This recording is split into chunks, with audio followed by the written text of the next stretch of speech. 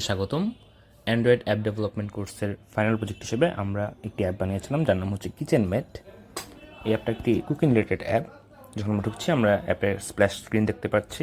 আমরা যদি splash স্ক্রিনগুলো skip করি তাহলে আমরা গেট স্টার্টেড দেখতে পাবো, সেখানে সাইন আপ এবং লগ ইন আছে। এখানে আমরা চাইলে ইমেল পাসওয়ার্ড দিয়ে রেজিস্টার সাইন আপ করে লগ ইন করতে পারি অথবা কন্টিনিউ উইথ গুগল করতে পারি। সেক্ষেত্রে আমাদের গুগলের অ্যাকাউন্টগুলো প্রম্পট করবে এবং সেটা সিলেক্ট করার পর আমরা হোম স্ক্রিনে চলে এসেছি এবং এখানে আমাদের অ্যাকাউন্টের প্রোফাইল পিকচার এবং নামগুলো গুগল থেকে নিয়ে নেওয়া হয়েছে। এটা হচ্ছে আমাদের অ্যাপের হোম স্ক্রিন। এখানে হচ্ছে আমাদের বিভিন্ন পপুলার রেসিপি বা ব্রেকফাস্ট বা লাঞ্চ রেসিপিগুলো দেখা যাবে। এখানে ভিউ অল দ্য রিলেটেড সব রেসিপি দেখা যাবে।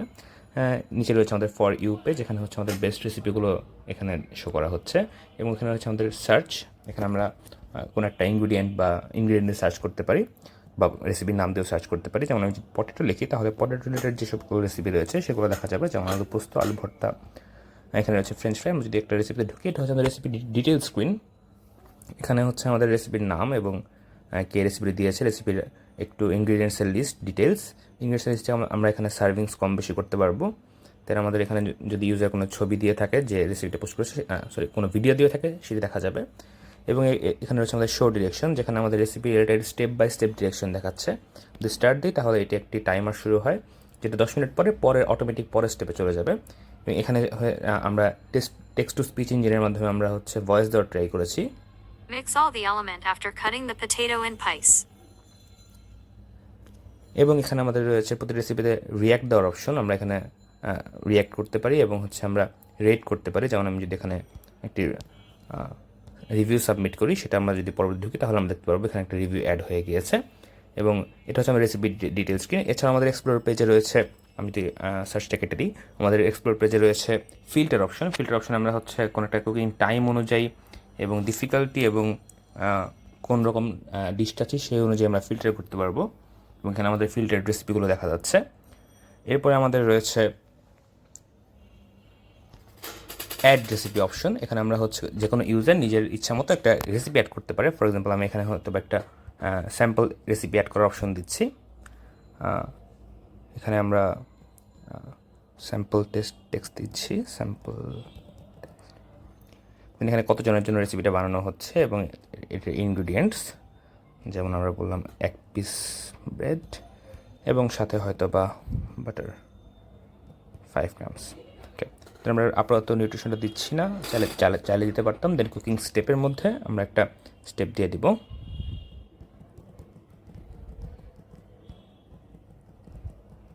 তিনি সেটা রিলেটেড স্টেপের জন্য কতক্ষণ সময় লাগবে সেটা অ্যাড করে দিলে, এরকম কয়েকটি স্টেপ দেওয়ার পর আমি যখন ক্রিয়েট পোস্ট দিব তখন এই ছবিটা আপলোড হবে এবং হচ্ছে রেসিপিটা অ্যাড হয়ে যাওয়া উচিত লিস্টে। এবং হ্যাঁ, এখানে আমাদের এই টোস্টের রেসিপিটা আমাদের হোম স্ক্রিনে দেখা যাচ্ছে। আমরা যদি সার্চ করি সেখানে আমাদের এই টোস্টের রেসিপিটা চলে আসবে। এরপর আমাদের রয়েছে লাইব্রেরি স্ক্রিন, যেখানে আমরা হচ্ছে কোনো একটা রেসিপি সেভ করতে পারি অথবা কালেকশনস রাখতে পারি। এটা রাখার অপশনটা হচ্ছে যে কোনো একটা রেসিপিতে গেলে এইখানে যদি আমি ওয়াফলের মধ্যে হচ্ছে সেভ দিই তাহলে আমরা এটা সেভ হয়ে যাবে এবং এখানে ওয়াফল দেখা যাবে। এবং একই সাথে আমরা যদি কোনো রেসিপিতে কোনো কালেকশন অ্যাড করতে চাই, অ্যাড টু কালেকশন ফেভারিটস, আমাদের কালেকশনের মধ্যে ফেভারিটসে হচ্ছে সেই রেসিপিটা অ্যাড হয়ে যাবে।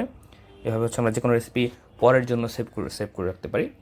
এরপরে আমাদের কাছে আছে হচ্ছে শপিং লিস্ট। এই শপিং লিস্টে আমরা বিভিন্ন কী কী কিনতে চাই সেই রিলেটেড আমরা ইনফরমেশন রাখতে পারি। যেমন আমরা যদি এখানে আমরা একটা অপশন অ্যাড করি ব্যানানা, সো এটা ধরে নেওয়া হচ্ছে যে আমরা ব্যানানা কিনবো ভবিষ্যতে। এরপর আমরা আমাদের অ্যাপে হচ্ছে স্ক্যানার। ধরলাম আমরা ব্যানানা কিনে এনেছি, সেক্ষেত্রে আমরা যদি আমি ব্যানানাটা কোনো একটা জায়গায় রেখে আমরা যদি এই ক্যামেরা দিয়ে সেটাকে স্ক্যান করি,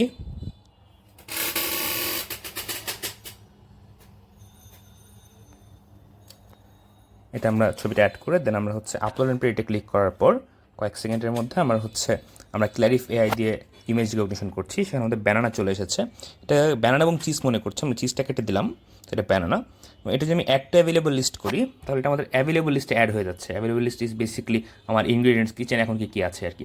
এবং একই সাথে এই আইটেমটা আমাদের এই শপিং লিস্ট থেকে চলে গিয়েছে। সো যখন একটা আইটেম অ্যাড হয় এটা হচ্ছে নেম ম্যাচিং করে অ্যাকর্ডিংলি শপিং লিস্ট থেকে সেই আইটেমগুলো সরিয়ে দেওয়া হচ্ছে। এরপর আমাদের কাছে আছে হচ্ছে মিল প্ল্যান। মিল প্ল্যান হচ্ছে আমাদের কিউরেটেড রেসিপিগুলোর উপর বেস করে কাউকে 7 দিনের জন্য একটা মিল প্ল্যান অ্যাড করে দেয়। যেমন এখানে আমাদের হচ্ছে 2 ফেব্রুয়ারি থেকে শুরু করে 8 ফেব্রুয়ারি পর্যন্ত একটি মিল প্ল্যান দিয়েছে। এখানে আমরা আবার প্রিফারেন্স অনুযায়ী মিল প্ল্যান আপডেট করতে পারি। যেমন এখানে হচ্ছে বেগুন ভর্তা আছে, আমি যদি চাই যে আমার বেগুন অ্যালার্জি, আমি বেগুন খেতে চাই না, তাহলে আমরা এটাকে বাদ দিতে পারি। অথবা আমরা যদি ল্যাকটোজ ইনটলারেন্ট হই, যেমন এখানে আমাদের হচ্ছে সন্দেশ রয়েছে, আমরা যদি চাই ল্যাকটোজ ইনটলারেন্ট, সেক্ষেত্রে আমরা এটা অ্যাড করতে পারি। সেটা অ্যাড করার অপশনটা হচ্ছে মাই প্রেফারেন্সে। আমি যেখানে দিই এগ প্ল্যান্টে আমার অ্যালার্জি আছে এবং আমি হচ্ছে lactose free diet option choose করতে চাই, তাহলে আমি সেভ প্রেফারেন্স দিয়ে একটা রিফ্রেশ দিই। তাহলে আমার এই বেগুন ভর্তা চলে গিয়েছে লিস্ট থেকে, সরষে ইলিশের উপরে বেগুন ভর্তা ছিল, এবং নিচ থেকে সন্দেশে চলে যাওয়া উচিত, যাতে সন্দেশে দুধ লাগে, এবং হ্যাঁ তাই হয়েছে। সো মিল প্রেফারেন্সটা হচ্ছে আমাদের প্রেফারেন্স অনুযায়ী একটা কিউরেটেড রেসিপি দিবে 7 দিনের জন্য, বা কী কী খেতে পারি সেটা হচ্ছে আমাদের এক্সিস্টিং রেসিপিগুলোর উপর বেস করে। এবং এরপর আমাদের হচ্ছে প্রোফাইল পেজ, যেখানে আমার হচ্ছে মাই প্রোফাইলে গেলে আমরা হচ্ছে প্রোফাইলের ডিটেলস দেখতে পারবো, অথবা হচ্ছে আমাদের এখানে পোস্ট হচ্ছে আমার নিজের করা কী কী পোস্ট, আমি একটু আগে টোস্ট অ্যাড করেছিলাম, আমি চাইলে ওটাকে এখন এডিট করতে পারি যদি কিছু এডিট করতে চাই, অথবা আমি এটাকে ডিলিটও করে দিতে পারি। যদি ডিলিট করে দেই তাহলে সম্ভবত হ্যাঁ, তাহলে আমাদের হোম পেজটা আমি রিলোড করি, আমার এখান থেকে টোস্টটা চলে গিয়েছে। এছাড়া আমাদের হচ্ছে সাবস্ক্রিপশন ম্যানেজমেন্ট, এখানে একটু পেমেন্ট করতে হয়, আমি পেমেন্টটা একটু পরে আসতেছি। দেন হচ্ছে মিল প্রেফারেন্স, এটা বেসিক্যালি ওই মিল প্ল্যানারের যে প্রেফারেন্স সেটাই। দেন সেটিংস আমরা হচ্ছে নোটিফিকেশন অন অফ করতে পারি, নোটিফিকেশন আমার অলরেডি অন করা ছিল, সো প্রথমবার অন করতে গেলে একটা প্রম্পট আসে যে অ্যালাউ করবে কিনা, এবং নর্মালি এটা দিনে 4বার নোটিফিকেশন দেয় বিভিন্ন রেসিপি নিয়ে। দেন হচ্ছে সাবস্ক্রিপশন ম্যানেজমেন্টটা আমি আমার টিমমেট তানজিলা খানকে এক্সপ্লেন করার জন্য অনুরোধ করব। আমরা ফার্স্টে এখানে এই টার্মিনালে আমাদের হচ্ছে স্ট্রাইপে পেমেন্ট করার জন্য একটা পাইথন ব্যাকএন্ড আমরা বানিয়েছি, ওটা রান করেছি।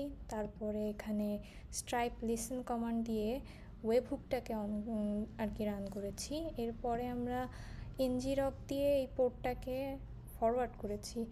এখন আমরা যদি এখানে এই অ্যাকাউন্টে অলরেডি একটা সাবস্ক্রিপশন করা ছিল, এখন যদি আমরা প্ল্যানটা চেঞ্জ করে অন্য কোনো একটা প্ল্যানে সাবস্ক্রাইব করতে চাই, তখন একটা কার্ড চুজ করলাম, যে কোনো একটা মাস্টার কার্ড।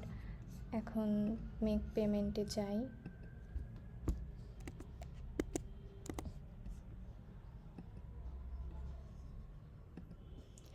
এখন এখানে যদি আমরা পে বাটনে ক্লিক করি, তাহলে এখানে এই যে এই টার্মিনালগুলোতে আমাদের এন্ড পয়েন্টের যে রেজাল্টগুলো ওগুলো শো করতেছে,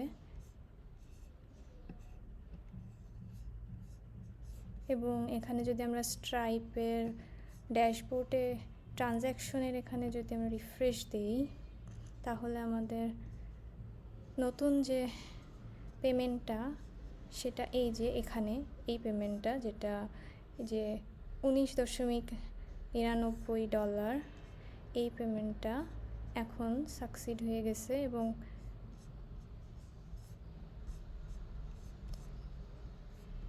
এখন যদি আমরা এখানে ব্যাকে যাই এবং এটা রিফ্রেশ দিই, তাহলে আমাদের নতুন পেমেন্ট এই যে সাবস্ক্রিপশন প্ল্যানটা সেটা আমাদের কারেন্ট প্ল্যান হিসেবে চলে এসেছে।